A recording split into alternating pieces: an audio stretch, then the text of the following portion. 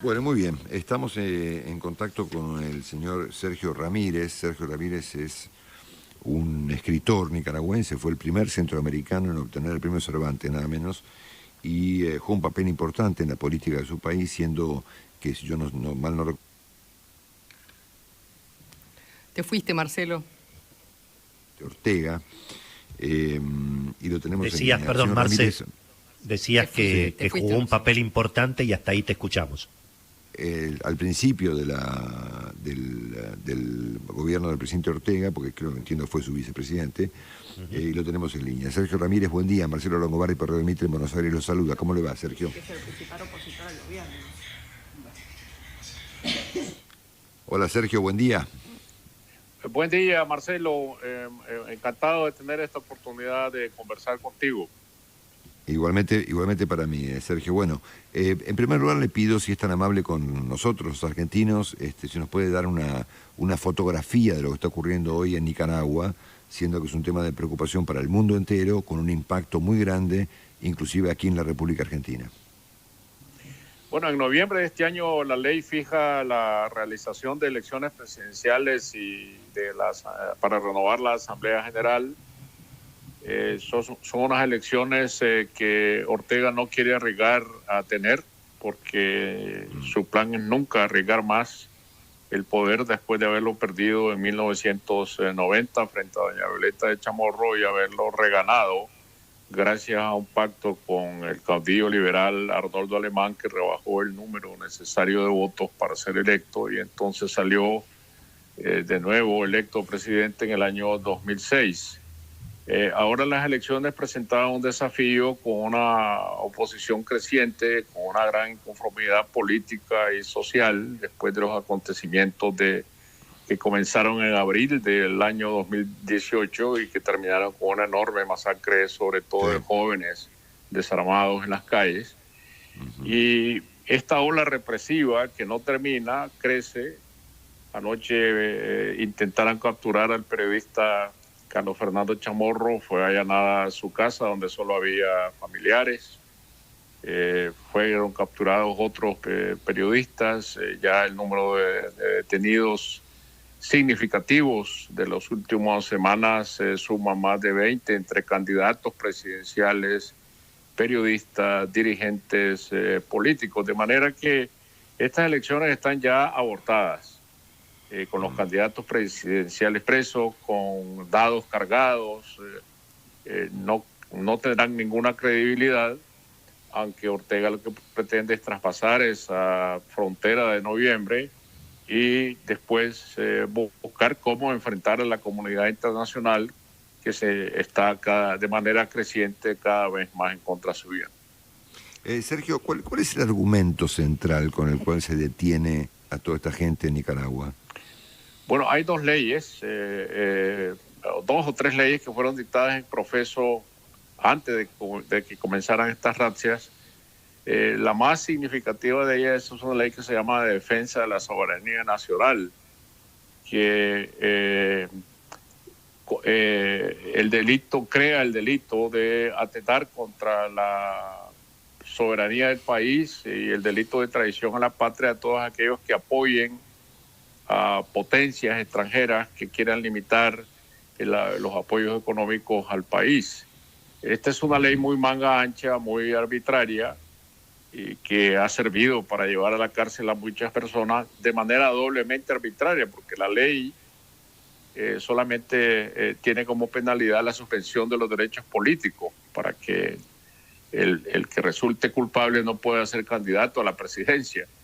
Pero mediante estas leyes que están siendo detenidas todas estas personas, conforme a otra ley arbitraria que en lugar de garantizar las 24 o 48 horas que un detenido tiene derecho antes de ser presentado a sus jueces de permanecer en custodia, esta ley crea un periodo de 90 días bajo custodia, de un reo bajo custodia, lo cual es una prisión en sí misma.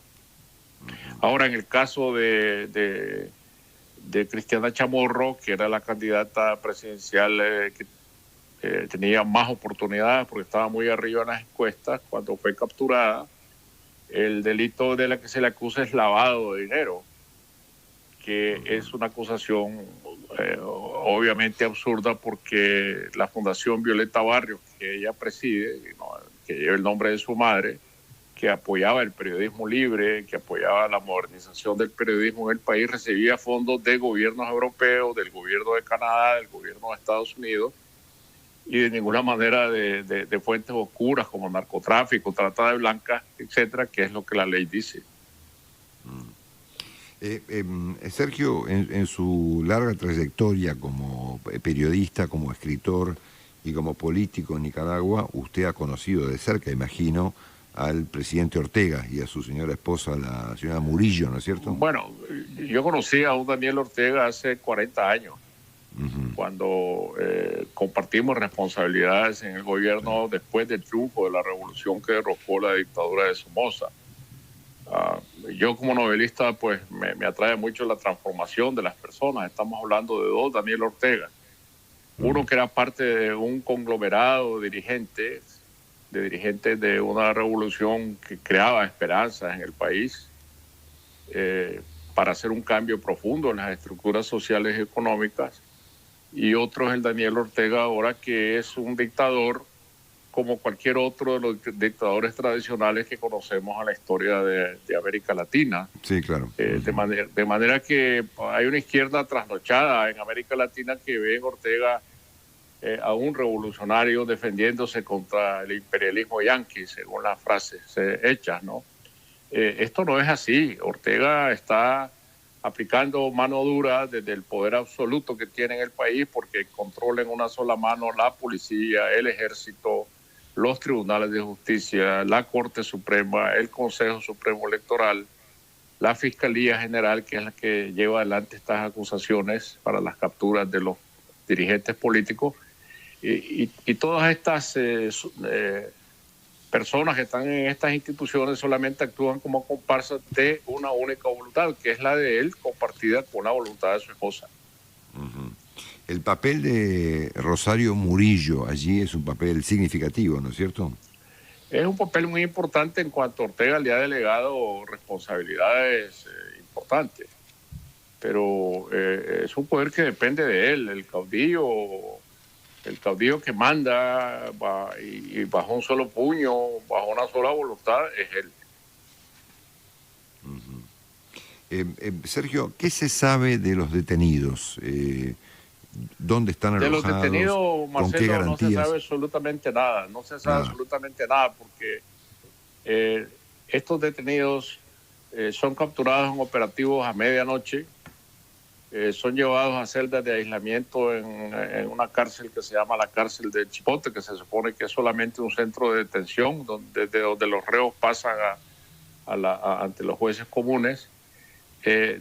Todos estos reos se les aplica la ley de los 90 días de detención en actos unilaterales de jueces ante los cuales el reo no comparece. Sus abogados no tienen acceso a las audiencias donde se tramitan estos juicios secretos, de manera que se encuentran completamente en indefensión, y del día de su captura ningún familiar ni ningún abogado ha podido ni verlos ni hablar con ellos. Bueno, me imagino que la presión internacional que hay sobre Ortega en este momento no le debe importar demasiado. Sabe usted muy bien que Argentina ha modificado su posición, lo cual, bueno, corrige parcialmente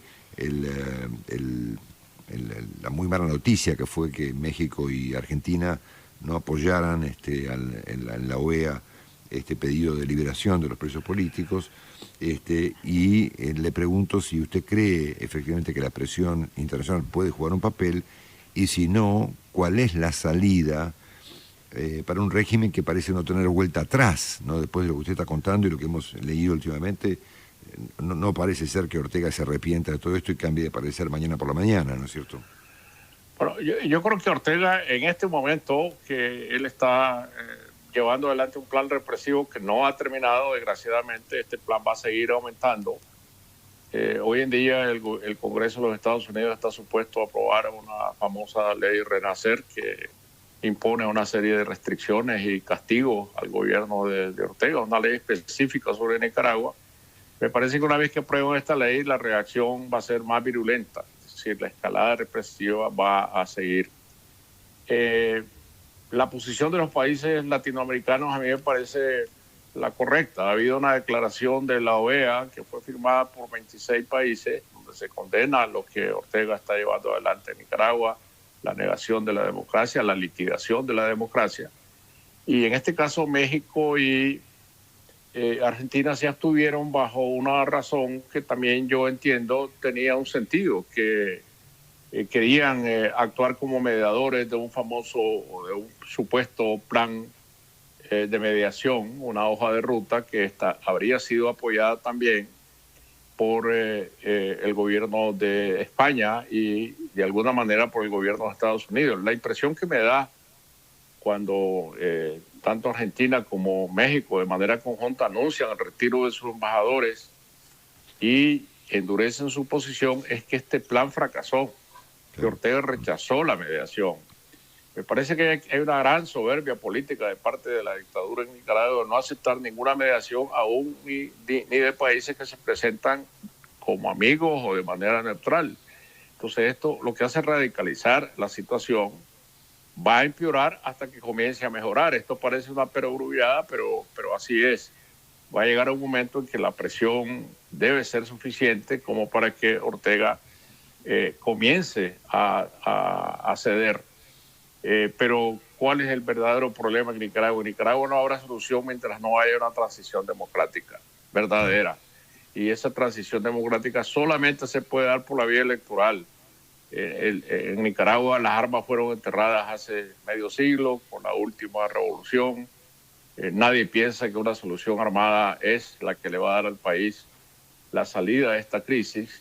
Siempre hemos vivido una situación circular, un círculo vicioso, donde una revolución armada encabezada por un caudillo armado derroca a otro caudillo armado y otra vez tenemos una nueva dictadura. De ese círculo vicioso es que Nicaragua quiere salir. Claro, se supone que estos caudillos se convierten en lo mismo que venían a combatir, fíjese, ¿no? Más allá de las ideologías, porque aquí en Nicaragua lo importante hoy no es izquierda o derecha. Las leyes que Ortega ha dado, llamándose gobernante de izquierda, las pudo haber dictado Benito Mussolini. Sí, claro. Estas leyes represivas, ¿no? Entonces, lo que se necesita es terminar con este círculo vicioso y entrar alguna vez por el camino de la institucionalidad democrática. Bueno, igual de todas maneras, Sergio, pareciera que la escena se parece más a la Venezuela de Chávez y Maduro que a otra cosa, ¿no? Cada vez se acerca más, con una diferencia, si es que Ortega está pensando en una segunda Venezuela, y es que Nicaragua no tiene una sola gota de petróleo. Claro. Nicaragua no es dueña de ningún yacimiento estratégico, oro, diamantes, etcétera.